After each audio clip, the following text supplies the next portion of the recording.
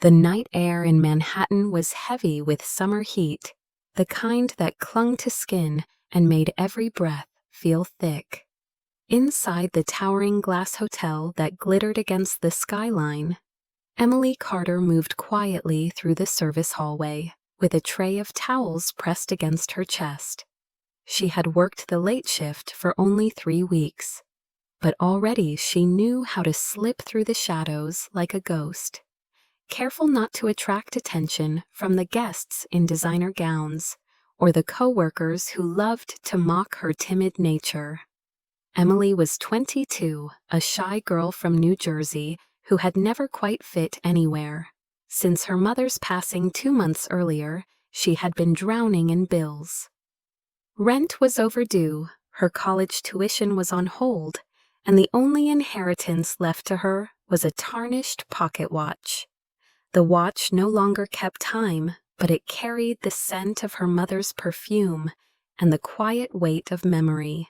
Emily wore it on a thin chain tucked under her uniform, a secret piece of comfort in a world that often felt merciless. That night she was assigned to deliver extra linens to the 15th floor. The suite number scrawled on the slip of paper blurred before her tired eyes. She pushed open the door with her hip balancing the towels, expecting silence and emptiness. Instead, the rush of water filled her ears. Steam drifted from the half-open door of the marble bathroom. Before she could retreat, before she could whisper an apology, the door swung wider. Alexander Reed stood in the shower's mist. 34 years old, CEO of Reed Tech. His name was a constant headline in the Wall Street Journal and every business podcast. His shoulders were broad, his presence commanding, even in the most vulnerable of moments. For one suspended breath, their eyes collided. Hers widened with horror, his narrowed in shock. The towels slipped from her grasp and hit the polished floor. Time fractured. Emily stumbled back, heart racing like a trapped bird. Words tangled in her throat. She spun toward the door, desperate to flee the scene that could destroy her job and what little dignity she had left. In her frantic rush, the chain around her neck snapped. The pocket watch tumbled clattering against the tile. Rolling until it stopped near his bare feet, Alexander bent down, lifting the watch with careful fingers. The worn brass case gleamed faintly beneath the droplets of water. He froze. The intricate engraving on its surface was unmistakable. He had seen this pattern before, decades ago, etched into the pocket watch his father carried every day until the fire that had taken both the man and the heirloom. His pulse stumbled. By the time he looked up, Emily was gone, leaving only wet footprints and the broken chain dangling from his hand. Yet in that fleeting collision of worlds, something unexplainable had shifted. For a man who trusted no one, whose heart had been locked away for years, the shy waitress had become unforgettable. And with the pocket watch in his palm, Alexander Reed knew he would not rest until he found her again. Emily Carter woke before dawn most days, her small apartment in Newark dim and silent, except for the creak of pipes and the distant hum of traffic. She lived with her Aunt Lorraine, a sharp-tongued woman who had reluctantly taken her in after her mother's death. Lorraine reminded Emily daily that rent was due, that food was not free, that life owed her nothing. Emily bore it quietly, swallowing her words, clinging to the memory of her mother's gentle voice. The pocket watch had been her only real inheritance, tucked against her skin like a talisman, and losing it in that penthouse had left her feeling naked in a way she could not explain. She tried to tell herself it was just a trinket, but the hollow place inside her argued otherwise. At work, she drifted through the polished corridors of the Grand Marlowe Hotel, like a shadow balancing trays, cleaning spills, lowering her head when laughter from coworkers pierced her ears. They called her timid, mocked her quietness, and yet she endured because every tip meant a little more money toward overdue bills. She dreamed sometimes of going back to school, maybe finishing her degree in literature, but those dreams felt as distant as the stars above Manhattan's skyline. The city glittered outside the windows of the hotel skyscrapers, like promises she was not allowed to claim. Emily's shyness had roots deeper than grief. Even as a child, she had been quiet, content to sit in the library while others played outside. Her mother used to stroke her hair and whisper that shyness was not weakness. It was simply a heart that listened more than it shouted. But since her mother's passing, Emily felt that heart had become a cage. Every conversation with guests was a careful balance, a dance of polite words while inside, she trembled at the possibility of making a mistake. Her manager, Mr. Kent, had no patience for mistakes. A tall man with thinning hair and a permanent sneer, he delighted in pointing out her errors, in reminding her that she was lucky to even have a job at all. One evening, when she dropped a tray of champagne flutes, he hissed in her ear that she was worthless, and Emily had bitten her lip so hard it bled rather than defend herself. Yet even through humiliation, she pushed forward. There were moments fleeting but real when kindness broke through the bleakness. An elderly guest once slipped her a $10 bill and said thank you with such warmth that Emily carried the memory for weeks. Another night she watched the skyline from the service balcony and let herself imagine that one day she might belong to this city, not as a ghost in a uniform, but as someone seen, someone valued. The longing twisted inside her, fragile and fierce at the same time. Her co-workers often spent breaks gossiping about the guests. They marveled at Alexander Reed when he appeared in the lobby, his presence magnetic even from a distance. Emily had seen him once before that night, in the suite, surrounded by bodyguards, his tailored suit sharp as armor. He had looked untouchable, a man whose gaze never wavered, whose path cut clean through the world. She had wondered what it would be like to be noticed by such a man, only to scold herself for such foolish thoughts. That was the thing about Emily. Dreams lived in her chest. But shame always pushed them down. Since losing the pocket watch, she had not been able to sleep. She replayed the moment in the penthouse, over and over, her cheeks burning, her chest tight. The shock of seeing him, the panic of fleeing, the sound of the watch hitting the tile, it haunted her like a song she could not silence. Worse, she feared that when housekeeping discovered her mistake, she would be fired. But the days passed, and no reprimand came. Instead, whispers began to circle among staff. Guests talked about a story in the news. Alexander Reed had been seen holding a pocket watch at a charity dinner, his expression strangely distant. Rumors spread that he was searching for someone. Emily avoided the staff lounge, avoided eye contact, kept her head down, praying no one would link the story to her. She told herself it was impossible.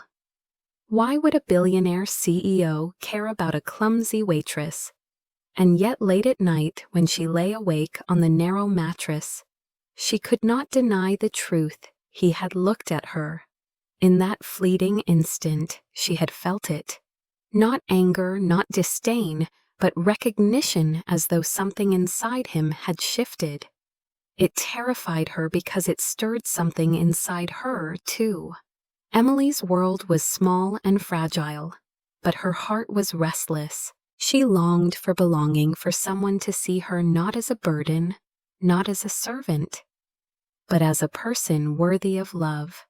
The contradiction of her life was that she felt invisible, and yet dreaded exposure, craved affection, and yet feared it.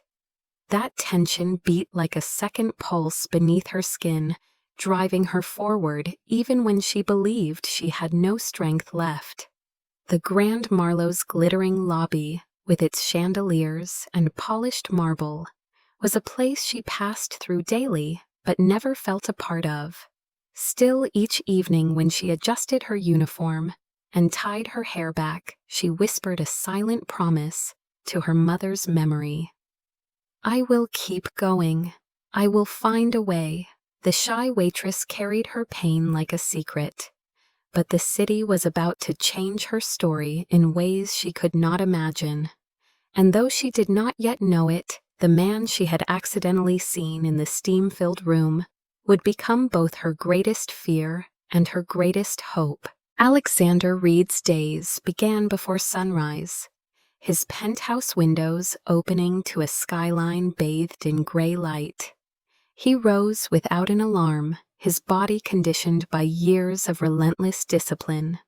Success had never been gifted to him, and he treated each morning as a reminder of what he could lose. At 34, he stood at the helm of Reed Tech, a technology empire valued in the billions, yet he carried himself with the restraint of a soldier rather than the ease of a man who had conquered. His routine was precise: a run through Central Park, at 5 a protein shake, 3 hours of uninterrupted work before most of the city even stirred. To his employees he was a legend, both admired and feared. Articles called him a visionary, a relentless innovator. But behind the polished features and the impeccable suits lived a man carved from old wounds. Alexander had grown up in Queens, the son of John and Margaret Reed, who built their fortune in small manufacturing before tragedy unraveled their lives. He had been 12 when the fire tore through the factory one night. His father perished, and with him the pocket watch Alexander had loved to borrow as a child. It was not just a timepiece, it was a symbol of his father's presence, of long afternoons, sitting on his lap listening to stories about hard work and honor. When the watch disappeared in the fire, Alexander felt part of himself burn with it. His mother rebuilt what she could, selling the remnants of the business pushing him toward education. He excelled, graduating at the top of his class, clawing his way through scholarships, then into the financial world, and finally founding Reed Tech. Yet no success dulled the sharp edge of loss or the distrust born from it. He had seen investors betray his family, friends, vanish in the wake of poverty, lovers turn away. When wealth alone could not fill the space his heart refused to expose.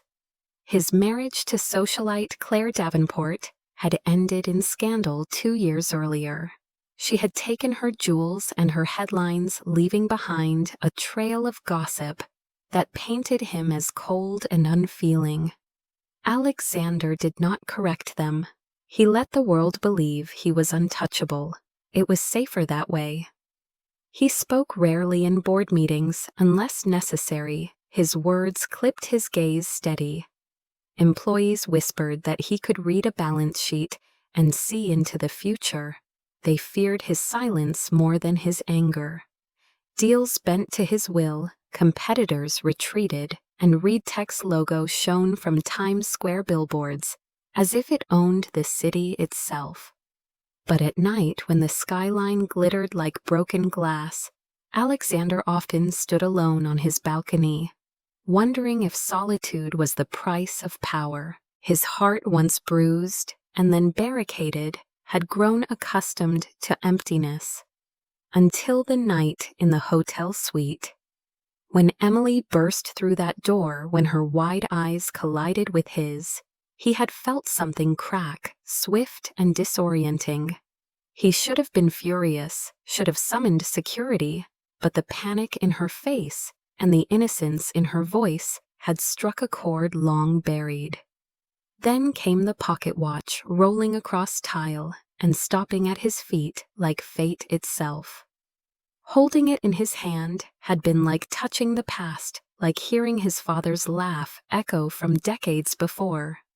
He knew it could not be the same watch, yet the engraving, the weight. Even the faint scratch across the case mirrored the heirloom he thought was gone forever. It was impossible, and yet it was real heavy in his palm, carried by a girl who vanished like mist. Since that night, Alexander had been restless. He carried the watch in his pocket during meetings, feeling its weight as though it pulsed with questions. Who was she? Why did she have it? How could a waitress at the Grand Marlowe hold something so intimately tied to his family's legacy? He replayed her face in his mind, pale with fear, framed by strands of dark hair escaping her bun. Lips parted as though she had been caught between apology and plea. Innocence was not something he often saw, and it unnerved him. His board of directors noticed his distraction. Veronica Sterling, his ex-lover and occasional business rival, taunted him at a gala, saying he looked haunted. He brushed her off, but her words dug at him. Haunted was the right word. Alexander did not believe in destiny, yet he could not ignore the sensation that the watch and the girl were threads of a story he was meant to unravel. He tried to bury himself in work, signing contracts, launching a new software initiative, attending investor luncheons, where laughter clinked like glassware, but still the image of her lingered. At night, he heard the sound of the chains snapping, saw the panic in her eyes. In the silence of his penthouse, where the hum of the city below was the only companion, he found himself staring at the watch, whispering questions to the darkness. He thought of his father's words spoken long ago.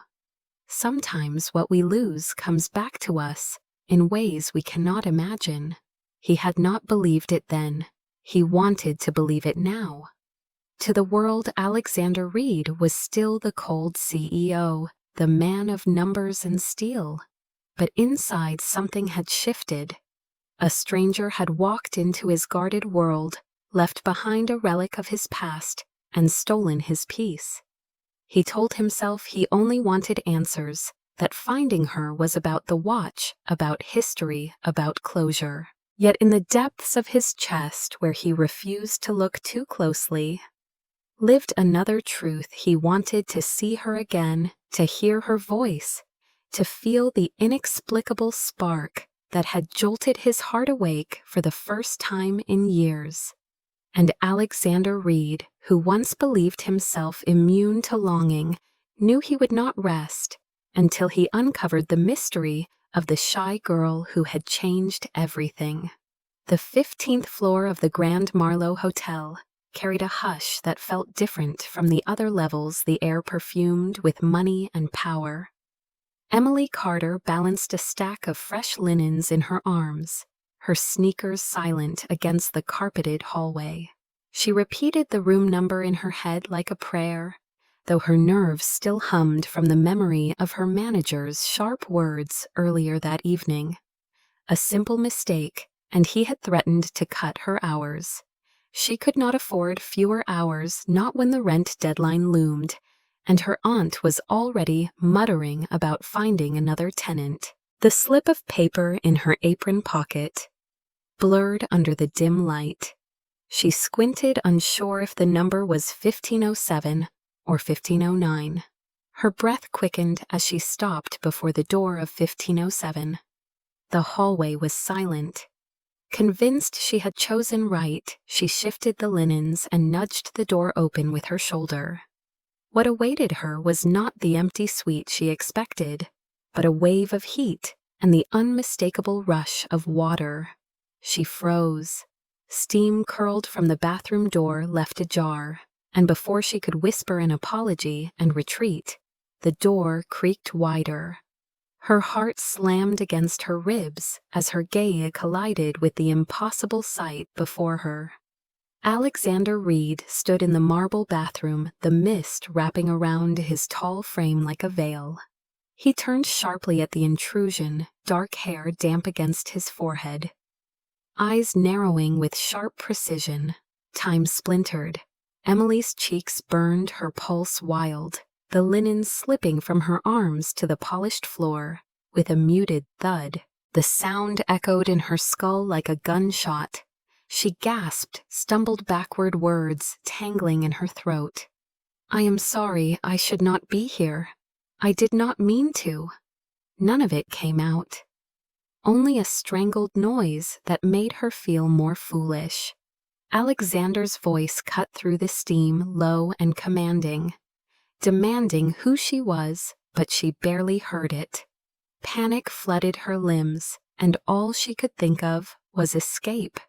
She spun toward the door, her feet clumsy, her uniform catching against the handle of the cart. Parked outside, the chain around her neck snapped in the chaos. The pocket watch, her mother's last gift, tumbled free, glinting under the bathroom light before clattering against the tile. The sound pierced her panic. She reached for it, but terror propelled her faster, and she bolted from the suite with tears stinging her eyes. The door slammed behind her, the echo of her flight, fading into the hush of the hallway. Inside the bathroom, Alexander bent to pick up the fallen watch. Droplets of water slid down his arm as he lifted the object with careful fingers.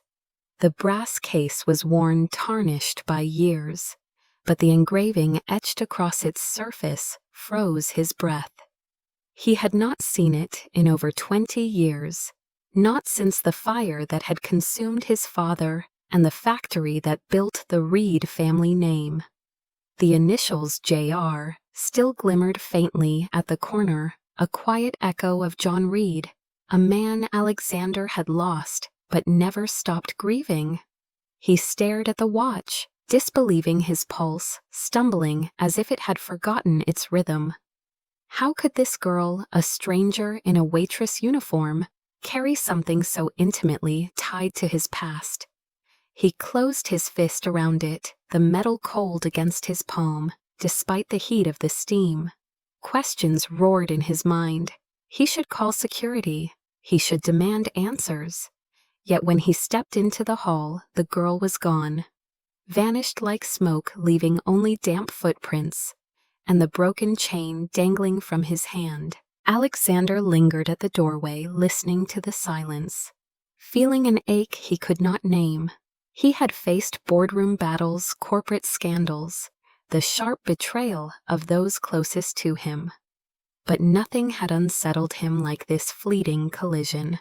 A girl's terrified eyes, the shimmer of a watch, thought lost to flames, the sensation that fate had brushed past him in the steam-filled air. He carried the watch back inside, setting it on the counter as though it might vanish if he let go. Sleep did not come that night. He replayed every detail, searching for logic where there was none. By dawn, he knew one thing with certainty: the watch had returned to him for a reason, and so had the girl. Emily, meanwhile, pressed her back against the cold elevator wall as it descended. Her chest heaved, her palms slick. Shame and fear battled in her head. But beneath them, a sharper grief gnawed at her. The chain around her neck is empty, the pocket watch gone. Her mother's memory had slipped through her fingers, left behind in the hands of a man she could never face again. She wanted to scream, but silence choked her. When the elevator doors opened to the bustling lobby, she forced her legs forward, blending into the tide of strangers. No one noticed the tear tracks on her face. No one cared about the trembling in her hands. To them, she was just another waitress, hurrying toward the service hallway. But inside, Emily knew something irreversible had happened. She had seen a man who belonged to a world beyond her reach, and in fleeing from him, she had lost the only piece of her mother she had left. The sting of humiliation burned hot, yet mingled with it was a strange, inexplicable pull. His eyes had not been cruel, not entirely. They had been startled, yes, but beneath the steel, she had glimpsed something else, a flicker of recognition she did not understand. She told herself she would forget, that she must forget. But the echo of that look would follow her into every restless dream. Morning broke across Manhattan with the noise of taxis and the glow of digital billboards, but for Alexander Reed, the world had narrowed to the weight of the pocket watch in his palm. He sat at the head of a boardroom table, surrounded by his top executives, their voices droning about market projections. Yet his mind drifted back to the terrified face of the girl who had run from him. He wanted answers, and he wanted them quickly. By noon, his assistant was fielding unusual instructions. Find out who was on staff at the Grand Marlowe that night. Trace every service worker on the 15th floor. And discreetly reach out to security for camera footage. At first, his team obeyed without question, accustomed to his unyielding orders. But when word spread that Alexander Reed was searching for a waitress, the story slipped into the bloodstream of the city like wildfire. Within 24 hours, a gossip blog posted a blurry still frame from the hotel corridor. It showed a young woman in a uniform darting from a suite. Her face half obscured, but her panic evident. The headline screamed that the billionaire CEO of Reed Tech was obsessed with finding a mystery waitress. Social media seized it with hunger. On Twitter, the hashtag mystery waitress trended for 2 days. Influencers speculating about her identity, tabloids spinning tales of scandal, and late-night comedians cracking jokes about what she might have seen in that bathroom. Some claimed she was a gold digger plotting a lawsuit, others that she was a long-lost lover, still others that she was just unlucky. Theories piled up faster than facts. Talk shows debated the power dynamic between a billionaire and a hotel worker. Analysts dissected his motives, and strangers across the country argued about whether the story was romantic or dangerous. For Alexander, none of it mattered. What mattered was the watch and the certainty in his gut that this girl was not ordinary. He carried the watch to bed, stared at it in the quiet hours, feeling its engraving press into his skin like a message from the past. Each morning he returned to the search with fresh determination. Meanwhile, Emily lived in growing dread. At first, she thought the whispers among her coworkers were coincidence. But when she glimpsed her own blurry outline on a tabloid site, her stomach dropped. Fear coiled tight around her ribs. She pulled her cap lower, during shifts avoided the staff lounge, and lied to her aunt that everything was fine. Lorraine, however, noticed the extra tension and sneered that Emily must have done something shameful. Emily wanted to shout the truth, but shame kept her silent. She clung to the hope that if she stayed quiet, the storm would pass. Yet everywhere she turned, the world seemed to close in. Guests whispered, pointing at her in the hall, certain she was the girl from the news. A coworker taunted her during break, suggesting she should sell her story for cash. Emily flushed with humiliation, her throat aching with unshed tears. Nights were worse. Alone in her small room, she searched the internet and saw strangers speculating about her life, her body, her motives. The comments cut deep, turning her into a caricature of greed or innocence, depending on the poster's mood. She wanted to scream that they were wrong, that she had never sought attention, that she only wanted her mother's pocket watch back. Her longing for the watch was sharper than any fear. Without it, she felt unmoored, as if her connection to her mother's love had been severed.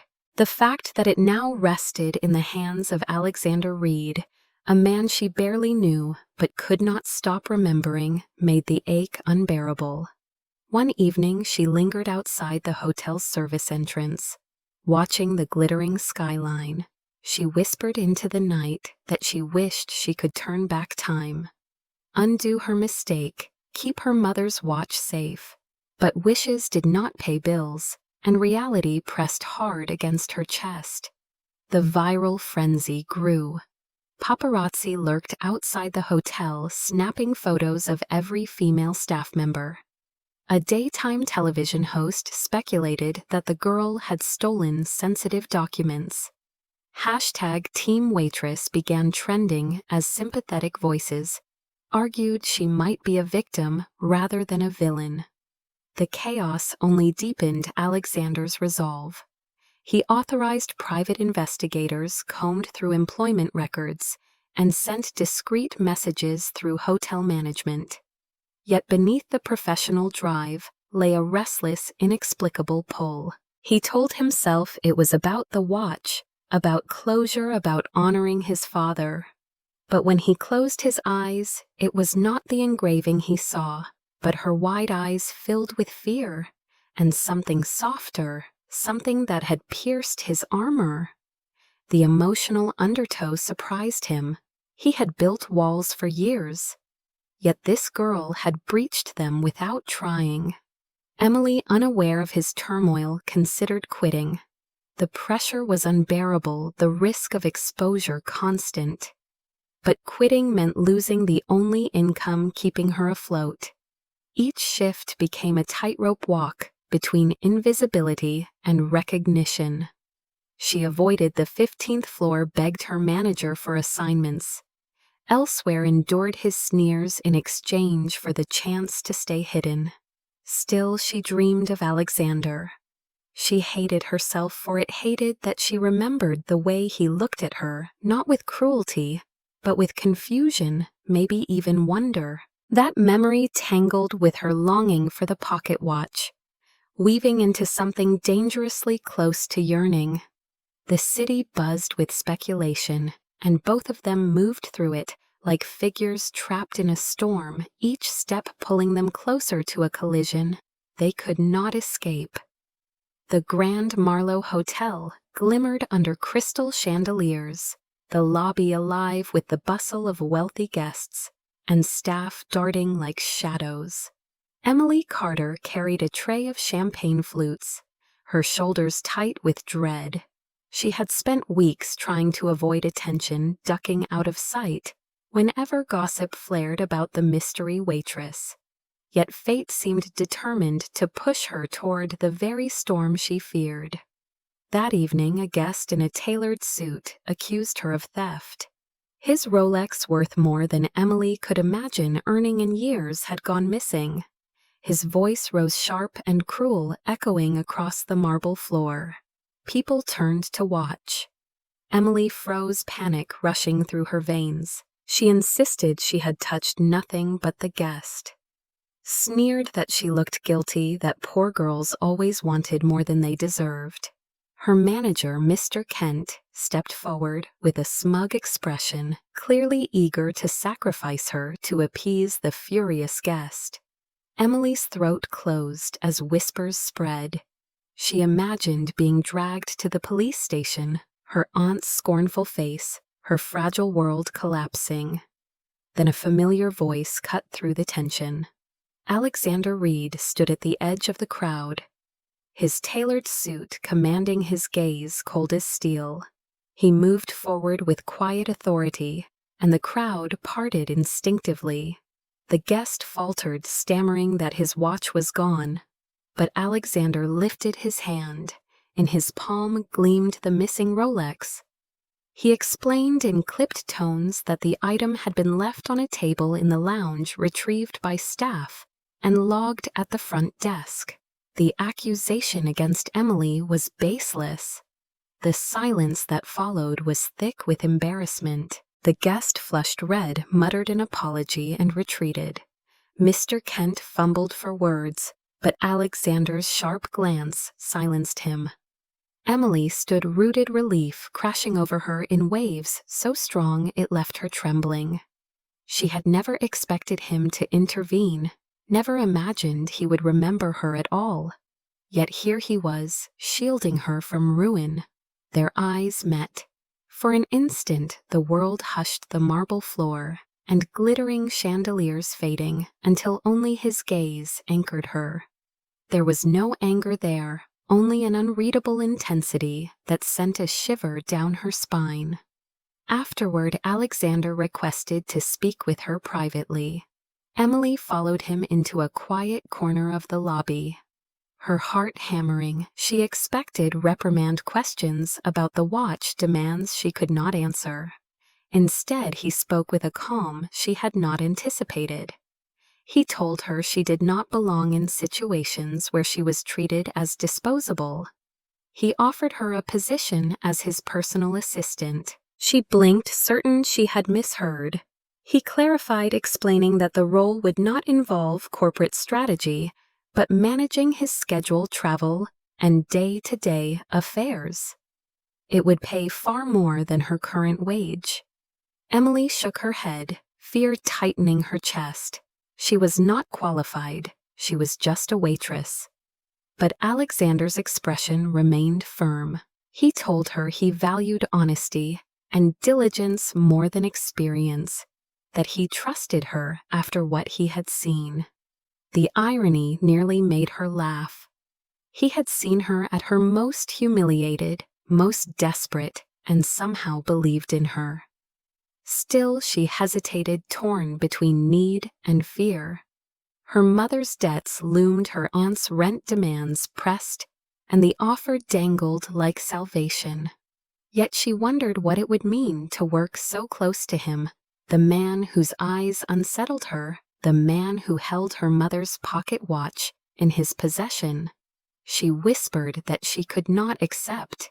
His gaze softened slightly, surprising her. He told her to think, to consider what she truly wanted, not just what others told her she deserved. Then he left her standing in the quiet hallway, her tray of champagne, forgotten, her mind reeling. That night, Emily lay awake in her small room staring at the ceiling, while city lights flickered through the curtains. The offer replayed in her head.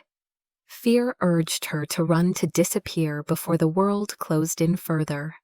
But another voice, quieter yet stronger, whispered of possibility. For once, she could step out of the shadows. For once, she might be seen. At dawn, she returned to the hotel and found Alexander waiting in the lobby. His presence was steady, as though he knew she would come. She nodded once, trembling, and told him she would accept. His expression did not change much, but she thought she glimpsed the faintest flicker of relief. With that simple agreement, Emily's life shifted course. She stepped from the invisible world of service halls into the glaring spotlight of proximity to power.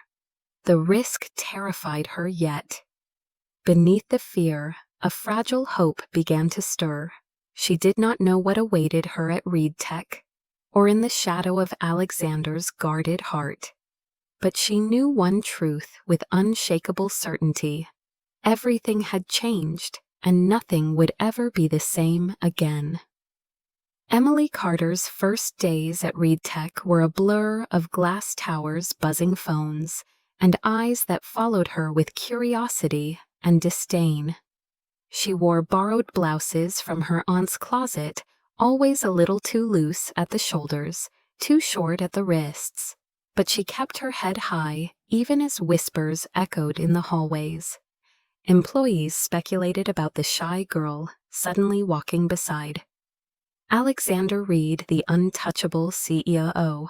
Some claimed she was a charity case, others said she must have secrets, and many assumed she was only there because of the viral story.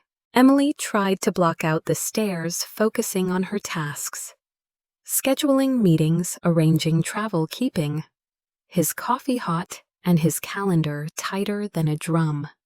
The work itself was manageable, but the weight of judgment pressed heavy.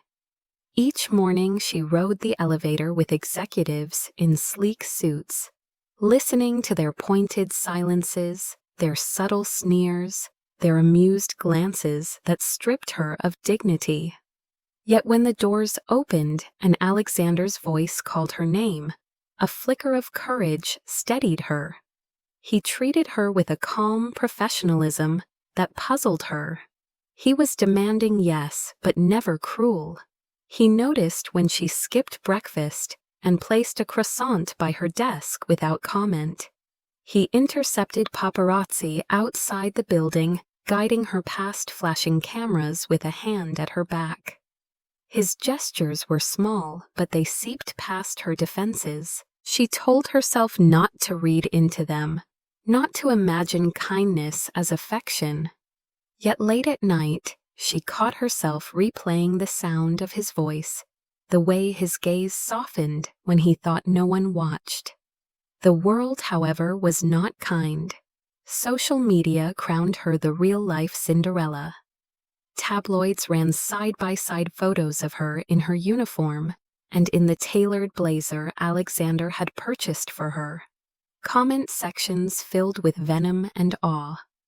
Half the world wanted her downfall, the other half wrote fan fiction about her future wedding.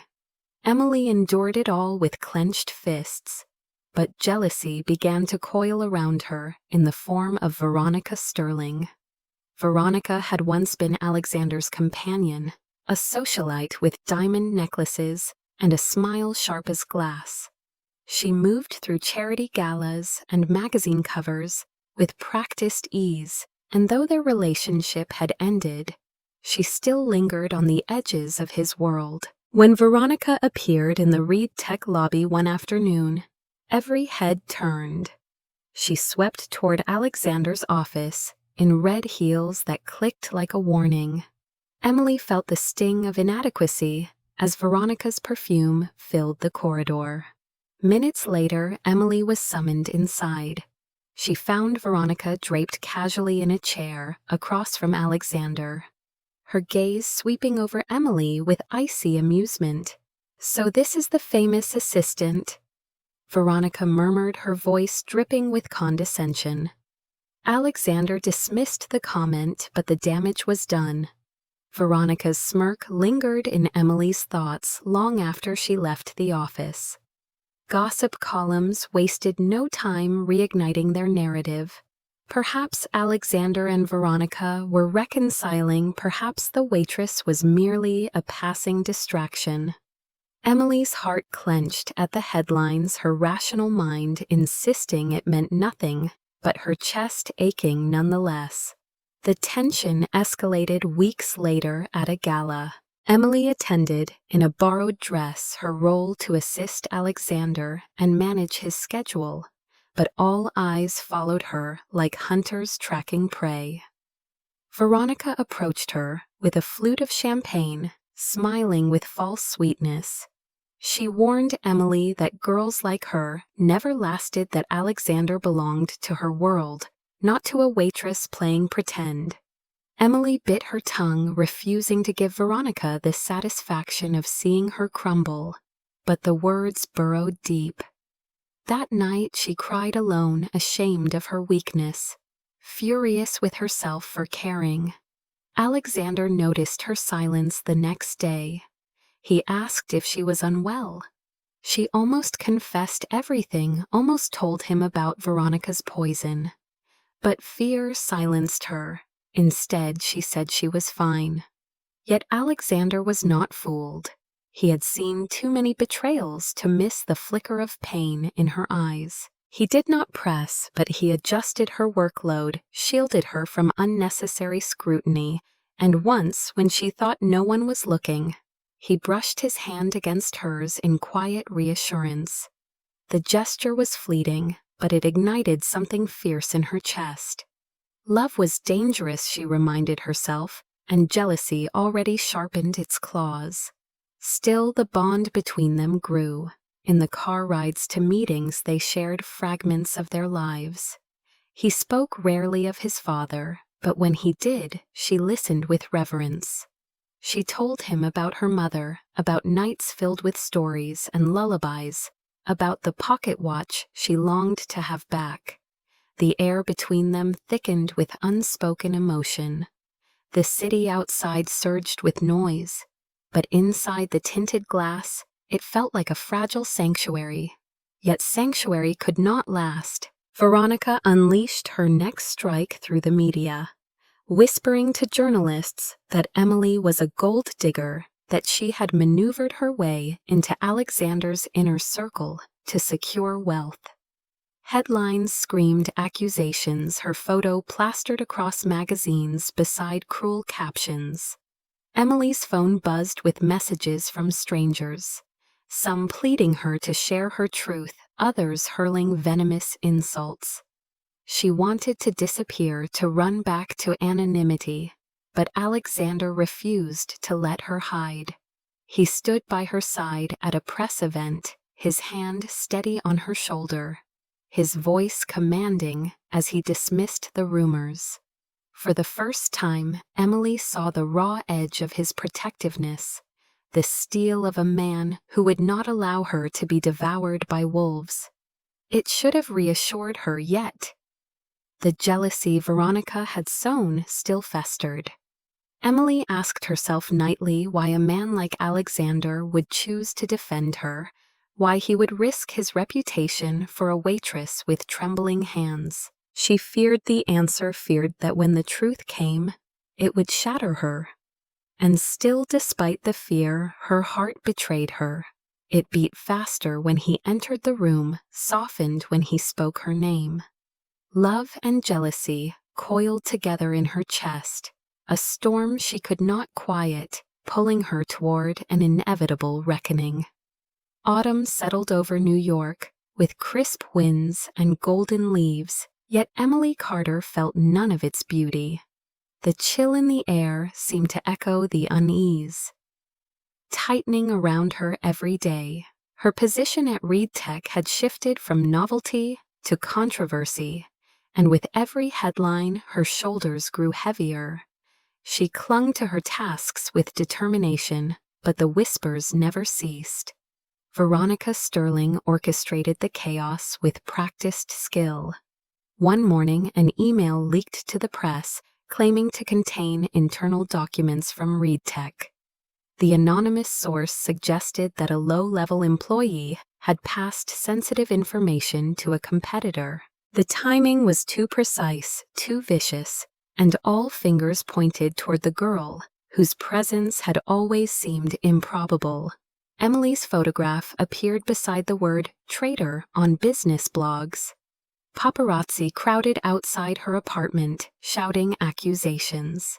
She denied everything, but doubt spread like fire.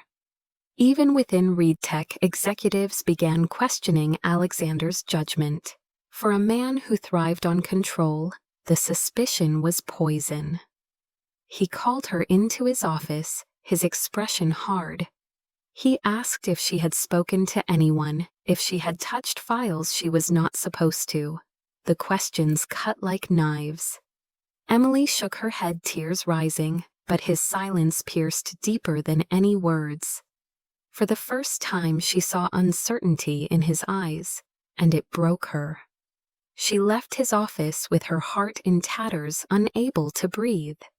That night she packed a small bag and walked the streets until dawn, telling herself it was over, that she could not survive another day beneath such suspicion. Yet destiny refused to let her slip away. In her purse, tucked away since childhood, she still carried the broken chain from the pocket watch. She turned it over in her hands as she walked, whispering her mother's name like a prayer. She longed for the watch itself, for its weight against her skin. But that piece of her past was still with Alexander. She thought she had lost everything, but the universe had one more secret to unveil. Days later, while cleaning out old boxes at her aunt's insistence, Emily discovered a letter hidden inside a stack of faded photographs. The handwriting was unfamiliar, but the initials at the bottom struck her like lightning. J.R. The letter spoke of gratitude to a young nurse who had saved his life after a factory accident, a nurse named Marianne Carter. Emily's hands trembled. Her mother had been that nurse. The letter confirmed what she had never known. John Reed Alexander's father had given her mother a token of thanks, a pocket watch, the same watch now in Alexander's possession. Tears blurred her vision as truth settled in. The watch was no random heirloom. It was proof of a bond between their families, a thread woven long before she and Alexander had ever crossed paths. Determined to reveal the truth, Emily arranged to meet Alexander. But fate was not done testing her. Veronica intercepted her outside the office, her smile venomous. She hissed that Alexander was finished with her, that no billionaire would ever choose a waitress over his own world. Emily tried to walk away, but men stepped from the shadows, hired muscle, whose presence made her blood run cold. They cornered her in an alley, their voices low and threatening. They told her to disappear, to leave the city, to forget Alexander. It was not a kidnapping for ransom, but a warning wrapped in menace. Emily's heart pounded as they shoved her against the wall, their breath hot and foul. She whispered that she had done nothing wrong, but they laughed, saying innocence was irrelevant. She closed her eyes, bracing for pain when headlights cut through the darkness. Alexander's car screeched to a halt, and he emerged with fury burning in his eyes. The men scattered at the sight of him, but not before delivering a final threat. Alexander reached Emily in 2 strides, his hands steadying her trembling frame. His voice softened, demanding if she was hurt. But she shook her head, too overwhelmed to speak. He guided her into the car, the world outside a blur. In the safety of leather seats and tinted glass, she finally sobbed, clutching the letter to her chest. She handed it to him with shaking fingers. He read silently, the lines of his face hardening then softening as realization dawned. He looked at her with eyes wide, not with suspicion, but with something raw, almost reverent. The watch was his father's. Her mother had saved his father's life. Their collision had not been chance, but destiny, looping back on itself. He whispered her name as though it were fragile glass. Guilt laced his voice as he admitted he had doubted her, that he had failed to protect her from venomous tongues. Emily wiped her tears, whispering that she understood, but could not bear the weight of mistrust again. The silence between them was heavy, but it was no longer filled with suspicion. It was filled with truth. Alexander reached into his jacket and placed the pocket watch in her hand. He told her it was hers by right, but more than that, it was the bridge between them. She closed her fingers around the cool metal, her heart racing. For the first time in weeks, hope flickered alive inside her. Yet outside forces still swirled Veronica's rage, sharper than ever, the media hungry for scandal. The storm was not over, but in that moment, Emily felt something stronger than fear. She felt the unyielding pull of love, fragile yet unbreakable, binding her to the man beside her. And Alexander, who had lived years behind walls of steel, realized he was willing to risk everything for the shy girl who had once stumbled into his bathroom and stolen his heart. The morning of the press conference dawned with gray skies, the kind that pressed low over Manhattan like an omen. Yet Alexander Reed felt clarity for the first time in years. He stood in front of a mirror, tying his tie with steady fingers, his mind made up. The past weeks had torn open wounds, but they had also illuminated truth. Emily Carter was not a liability, not a distraction, but the woman who had forced his heart to beat again. He was done hiding, done letting rumor and jealousy dictate the narrative. When he arrived at Reed Tech headquarters, cameras were already gathered, their lenses hungry for scandal. Executives murmured anxiously, some urging him to remain silent, others fearing what a confession might do to the company's stock price. Alexander ignored them all. He stepped onto the stage, the weight of the pocket watch in his breast pocket grounding him. Reporters shouted questions about Leek's betrayal and the girl who had supposedly bewitched the CEO. He raised his hand for silence. His voice carried across the room with a calm authority that silenced even the skeptics. He declared that the rumors were lies, that Emily Carter was not a gold digger or a traitor, but the woman he trusted and admired. He said she was the reason he remembered what it meant to feel human. He told the world that he loved her. Gasps rippled through the crowd. Shutters clicked furiously, and somewhere in the back, a voice shouted that it was madness. Yet Alexander stood firm, his gaze unwavering. He called her name, and Emily, trembling in the wings, stepped forward. Her hands shook, but she lifted her chin. She had begged him not to do this, terrified of the exposure.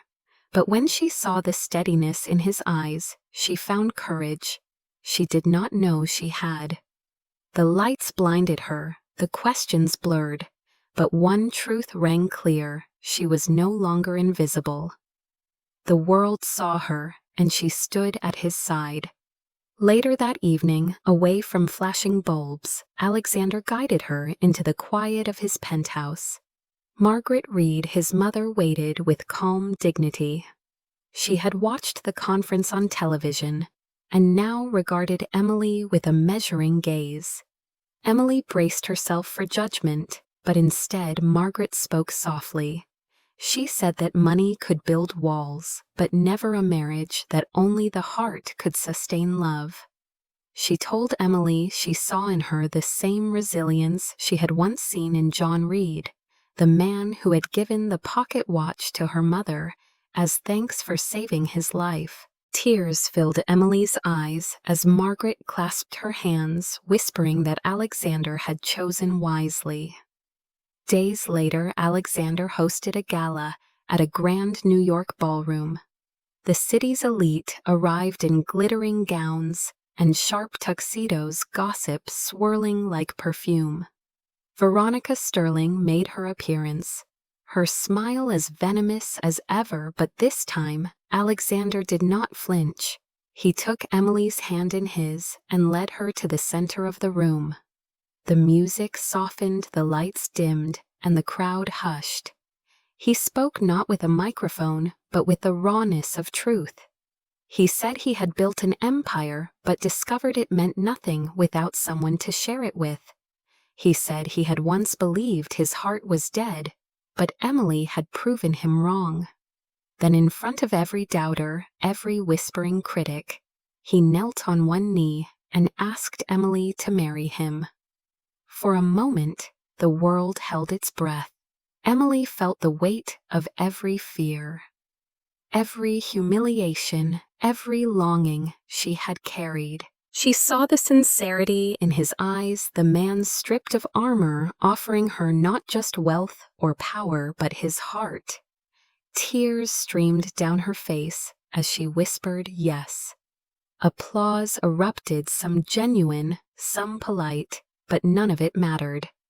All she saw was Alexander rising, slipping the ring onto her finger, sealing a promise neither scandal nor jealousy could undo. Cameras flashed, but for once Emily did not care. She was not the mystery waitress anymore. She was a woman who had survived loss, humiliation, and doubt, and found love that defied every barrier. Later, as the gala wound down and Veronica stormed from the room defeated, Emily stood with Alexander on a balcony overlooking the city. The ring glimmered on her finger, the pocket watch rested against her heart, and the man beside her wrapped her hand in his. The city below roared with life. but within the circle of his arms, she felt peace. She knew challenges would come, that the world would not stop doubting, but she also knew she would not face them alone. For Alexander, the girl who had once stumbled into his bathroom had become the center of his universe. For Emily, the man she had once feared had become the keeper of her heart. In the quiet between them, love pulsed steady and unshakable, stronger than jealousy, louder than gossip, lasting beyond the glitter of chandeliers and headlines. Winter melted into spring, and Central Park awoke, with blossoms, the air alive with the hum of bicycles, and the laughter of children. Emily Carter walked hand in hand with Alexander Reed, along a winding path lined with cherry trees, her heart lighter than she had ever believed possible. She wore no uniform now, only a simple dress that caught the breeze, and on her finger gleamed the ring that had changed her life. Alexander was quieter than usual, his gaze sweeping over the park, as if memorizing every detail. He had faced down critics, silenced doubters, and chosen love over pride, but in Emily's presence, he was not the cold CEO. He was simply a man in love at peace, in a world that had always demanded more of him. Emily paused near a fountain where sunlight danced across the water. She pulled from her purse the pocket watch that had once been the source of her greatest shame and grief. Its brass case glinted warmly in the morning light, the initials J.R. still etched clearly a bridge between past and present. She traced the letters with her thumb, whispering her mother's name in gratitude. Alexander watched her, then placed his hand over hers, sealing the moment. He told her that the watch was more than a relic. It was proof that destiny had always intended their paths to cross. Tears pricked Emily's eyes, but they were not tears of sorrow. They were the release of years of loneliness, of feeling unseen, of carrying burdens too heavy for one so young. She leaned against Alexander's shoulder, breathing in the steady rhythm of his presence. The world beyond the park still buzzed with noise. Business deals, gossip columns, paparazzi hungry for glimpses of their lives. But here, beneath the canopy of blossoms, time slowed. Emily whispered that she sometimes still wondered if it had all been a dream, if she might wake and find herself once more, serving champagne to strangers, her mother's watch dangling from a fragile chain. Alexander tilted her chin until her eyes met his. He told her dreams end, but love does not. He kissed her, then soft and lingering, the kind of kiss that promised forever. Children laughed nearby, a dog barked, the city roared at the edges, but inside the circle of their embrace, everything was still. When they pulled apart, Emily looked at the sky, blue and endless, and spoke words she had carried since that first night in the hotel suite. "If fate led me to the wrong room," she whispered, "then it was the best mistake of my life." Alexander smiled, and the sound of his laughter blended with the rustle of leaves, carrying into the bright morning as they continued their walk hand in hand. Hearts bound not by accident, but by choice.